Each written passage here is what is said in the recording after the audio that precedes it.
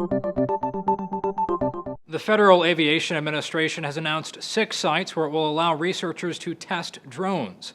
The goal is to have the unmanned aircraft sharing the skies with passenger planes by 2015. Alaska, Nevada, New York, North Dakota, Texas, and Virginia all were chosen from a list of 25 applicants for test sites.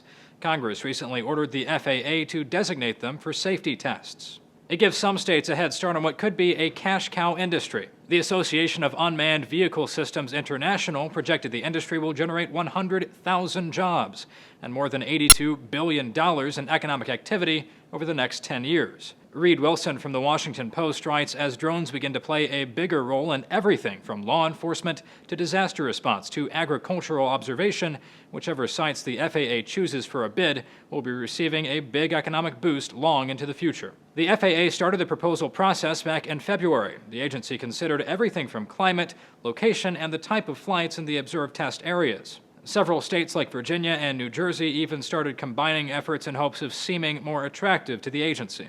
Drones are heavily regulated in the U.S. Regular citizens are allowed to fly unmanned aircraft a couple hundred feet off the ground. Past that, the FAA has approved hundreds of permits for other agencies and universities for research, including some law enforcement divisions. But the 6 test sites are different. They'll be used to develop the technology that directly contributes to policy crafted by the FAA for certification requirements in the general airspace. Interest peaked on the concept following an announcement from Amazon that the company was interested in developing delivery drones. Packages would theoretically arrive within minutes of placing an order. The FAA currently has a deadline of September 2015 to develop the guidelines. For Newsy, I'm Zach Toombs.